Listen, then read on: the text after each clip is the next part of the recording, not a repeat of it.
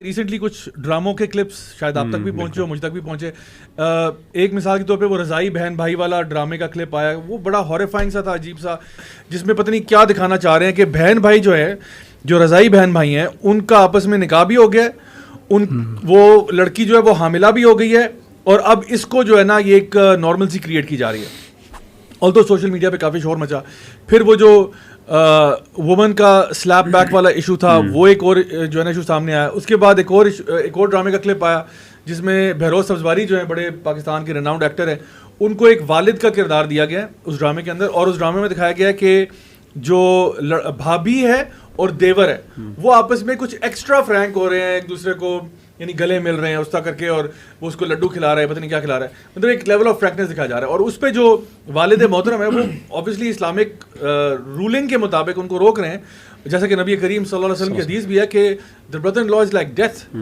सो कितना एहतियात करनी चाहिए। सो वो उसको दिखाया जा रहा है कि वो बच्चा जो है, लड़का जो है, वो उल्टा अब्बा जान पे चढ़ाई कर रहा है कि आप ओल्ड स्कूल है, आपकी थिंकिंग खराब है। मीडिया वाले अक्सर कहते हैं, जैसे आप ये कह रहे हैं ना रज़ाई बहन बहन, ये वो आगे से कहते हैं कि यार ये इश्यूज एग्जिस्ट कर तो रहे हैं, हमने उस पर ड्रामा बना दिया, आपको क्या तकलीफ है। मिसाल के तौर पे ये इशू है कि किसी को नहीं पता लगा और रज़ाई बहन भाई थे, शादी हो गया, अब हम दिखा रहे हैं how to handle this problem, तो इसका क्या जवाब? वो तो कहते हैं हम तो इश्यूज दिखा रहे हैं। यार बात की इसका पहले मैं जो है ना जुगत वाला जवाब दे दूं, फिर वो जवाब दे। देखिए इशू तो ये भी है कि हम रोज बाथरूम जाते हैं, आप वो दिखाते हैं टीवी पे बैठ के, वो तो एक रियल इशू है, हर रोज बंदा वॉशरूम जाता है, तो क्या आप सारा गंद उठा के मीडिया पे दिखाना शुरू कर देते हैं कि यार ये भी गंद हो रहा है, ये भी गंद हो रहा है। बात ये जो चीजें, कुछ चीजें होती है, एक तरीका कार होता है, एक एटिकेट होता है, एंड यू हैव टू सी किस एंगल में आप चीज को दिखा रहे हो। आप वाकई में प्रॉब्लम सॉल्विंग माइंडसेट से दिखा रहे हो या आप सेंसेशनलिस्ट करके दिखा रहे हो। So what you are doing is not problem solving. देखो पहले भी ड्रामे बनते रहे, ये नहीं कि पहले 1980s में भी ड्रामे बने, उन्होंने जब भी कोई मसला था उसको प्रॉपर तरीके से डील किया है। बानो कुत्सिया को आप उठा के देख लें, अशफाक अहमद को आप देख लें, look at the content of it, right. अभी तो जंक है, it's pure sensationalist junk that they are creating right now. So अब सीरियस आंसर की तरफ इधर जाते हैं। नहीं, सीरियस आंसर, जैसे आपने जो ये रज़ाई बहन भाइयों वाली जो मिसाल दी, क्या परसेंटेज होगी हमारी सोसाइटी में इसके होने की?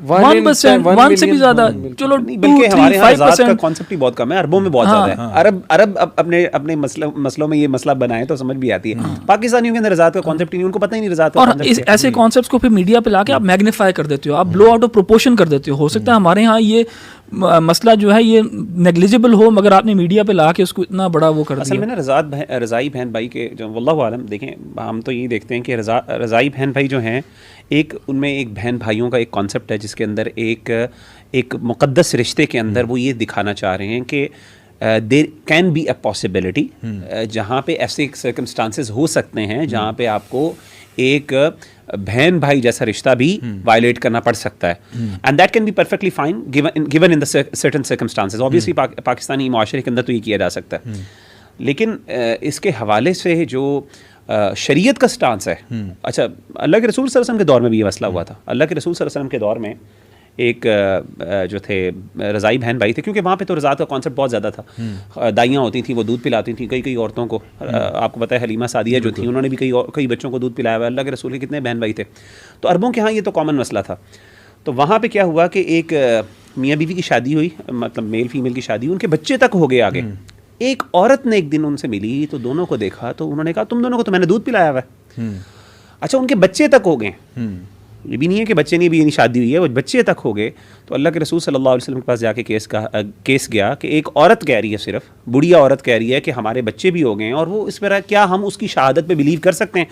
आपने कहा तुम कैसे अपने साथ रह सकते हो जब तुम्हें एक औरत ने कह दिया कि तुम लोगों को मैंने दूध पिलाया हुआ है। आप सल्लल्लाहु अलैहि वसल्लम ने उनसे अलहदगी करवा दी थी, बच्चे भी थे, आपने अलहदगी करवा, यानी आपने वहाँ पे ये नहीं किया कि इसको नॉर्मलाइज किया, आपने उतने ही स्ट्रिक्ट, वो कहें जी हमारी फैमिली है, हमारे बच्चे हैं, देखा जो तसव्वुर ही नहीं है, औरत ने कह दिया, ख़त्म हो गई। तो यहाँ से ये भी पता चलता है कि औरत के मसलों के अंदर औरत की शहादत एक भी काफ़ी हो जाती है कुछ मसाइल में। अब वो जहाँ तक बहरोज सब्जवारी की आपने बात, जी वो भी मैं चाह रहा था उसको हाईलाइट करूँ। अब वो बिल्कुल इसी तरह से, अभी मैं एक टीचर हूँ, मैं 2 स्टूडेंट्स को डांटता हूँ कि आपस में बातें ना करो, क्लास का एक डेकोरम है।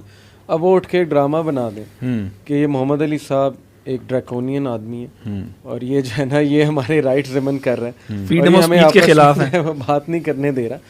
देखें, एक ख़ानदान में कुछ मैनर्स होते हैं, कुछ एटिकेट। सबसे बड़ी बात रसूलुल्लाह सल्लल्लाहु अलैहि वसल्लम की जो हदीस है कि देवर और जो भाभी का रिश्ता है आपस में, वो कितना फ्रेजाइल और कितना सेंसिटिव रिश्ता है। वो सारी चीज़ आप ऐसे दिखाते हैं जैसे ये बंदा एक डिक्टेटर है और ये बंदा जो है ना फ्रीडम ऑफ स्पीच के खिलाफ और गंदी शक कर रहा है, गंदी नज़र से देख रहा है, इसकी नीयत क्या आपकी सोच गंदी है, आपकी सोच गंदी है। तो ये इट्स रिडिकुलस, मतलब ये स्क्रिप्ट पता नहीं 14 साल मुझे बताएं ज़िया भाई, ऐसा केसेस आपके सामने नहीं आए कितनी दफ़ा के जो है वो देवर भाभीयों को कितना एक्सप्लॉइट करते हैं? जी बिल्कुल। On the contrary as well के रिलेशनशिप्स हैं। मेरे सामने यानी मतलब मुझे पर्सनल प्रोफाइल में एक खातून ने मैसेज किया कि उसके अपने यानी पता नहीं उसके साथ मसला था या किसी और का था, उसने तो बताया कि अगर ऐसा हो मसला कि खातून की अपने जो देवर के साथ रिलेशनशिप हो और उससे बच्चे हों तो और वो तौबा करना चाहती है, what is the way out. और इसी तरीके से मेरे सामने 2-3 केसेस ऐसे आए जिसके अंदर जो है ना वो खातून ये कह रही है कि मेरा जो देवर है वो मुझसे यानी वो मुझे वो हरास करता है और मैं क्या कर सकती हूँ, मैं एक गरीब फैमिली से मेरा ताल्लुक़ है तो मैं इसको कैसे कर सकती हूँ, मतलब मेरे पास क्या, what is the way out. ना मैं अपने हस्बैंड को कह सकती हूँ, ना फैमिली में कह सकती हूँ, मैं जॉइंट फैमिली में रहती हूँ, मेरा मसला ये। क्या ये मसला रियलिटी में नहीं है, एग्जिस्ट करता है ये मसला, अल्लाह माफ़ करे। तो इसको मैं समझता हूँ ऐसे हालात के ऊपर एक घर के बड़े को इतना सेंसिटिव होना इट मेक्स सेंस। ये तो औरत की प्रोटेक्शन के लिए मेरे ख्याल ज़रूरी है। रज़ाई बहन भाई वाला बात कर रहे हैं, ये मसला रेयर है, ठीक है ना, ये मसला रेयर है। लेकिन जो रिलेशनशिप कायम हो जाता है बिटवीन देवर भाभी, ठीक है, हमारे पास तो केसेस आते हैं, हमें पास ज्यादा डील करना पड़ता है। और इसीलिए आप सल्लम की हदीस में कि इज डेथ फॉर यू, क्योंकि वो किसी को डिटेक्ट नहीं होता। देखिए किसी के घर कोई गाड़ी आती है, बाहर से कोई बंदा आया, गैर बंदा है, तो पूरे नेबरहुड को पता होता है भाई ये गाड़ी सुबह क्या कर रही थी जब उसका शोर कहाँ पे गया था। देवर तो वहीं रह रहा है, वो तो कभी किसी के मतलब हमें गुमान में भी नहीं आता कि यहाँ पे कुछ हो सकता है। और मेरे पास एक इतनी बड़ी हॉरर स्टोरी थी, मैं आपको बता नहीं सकता। वो हुआ ये कि खातून जो थी उनके यानी हस्बैंड वाइफ रह रहे हैं, उनके 4-5 बच्चे हैं। और एक दिन उनके हस्बैंड का कहीं एक्सीडेंट वगैरह हो गया तो वो गए, उनका जो भी उनका होना था सर्जिकल प्रोसीजर वगैरह सारा कुछ, तो उसमें जो भी टेस्ट करते हैं वगैरह, तो उसमें उन्होंने जो है ना उनको बताया कि सर आपको हमने थोड़ी सी बैड न्यूज़ देनी है। उनको क्या हो गया? उन्होंने कहा कि आपकी औलाद नहीं हो पाएगी। तो उन्होंने कहा नहीं मेरे तो माशाल्लाह 4-5 बच्चे हैं। तो उन्होंने कहा नहीं आपके तो हो ही नहीं सकते, यू आर इम्पोर्टेंट, आपका तो वो है ही नहीं, वो तो आपके तो जो स्पर्म सेल्स आर डेड और something like this, sperm count का। तो उसने कहा कि जी मेरे तो लेकिन 4-5 बच्चे हैं।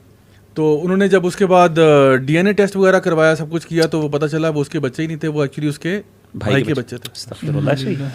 सो इस किस्म की हॉरर स्टोरीज हमारे माशरे में आ जाती हैं और हम तक पहुंचती हैं। फिर अब सेंसिटिव होना, हम कहना ये चाह रहे हैं कि उस वक्त वो घर के फैमिली के बड़े को इस मसले पर सेंसिटिव होना जस्टिफाइड, लेकिन ये डाउन प्ले करते हैं। ये जो स्क्रिप्ट्स लिख रहे हैं ना लोग, ये ईगो सेंट्रिक लोग हैं। ये कहते हैं कि जस्ट बिकॉज हमारे पे चीज अप्लाई नहीं हो रही ना, सारी सोसाइटी पे नहीं हो रही है। बिल्कुल इसी तरह है कि मैं पुलिस वालों को कहूँ जी कि मैं सीट बेल्ट नहीं पहनूंगा क्योंकि मैंने आज तक एक्सीडेंट नहीं किया, ना मेरा एक्सीडेंट होगा। तो वो मुझे क्या कहेंगे कि भाई आप पब्लिक वेलफेयर को एक बहुत बड़ा नुकसान पहुंचाने लगे हैं, आपको देख के बाकी भी नहीं पहनेंगे। तो सोशल रिस्पॉन्सिबिलिटी शो कर दो, अगर आप पे अप्लाई नहीं हो रहा है तो इससे ये बरी है क्योंकि पैसे कमाने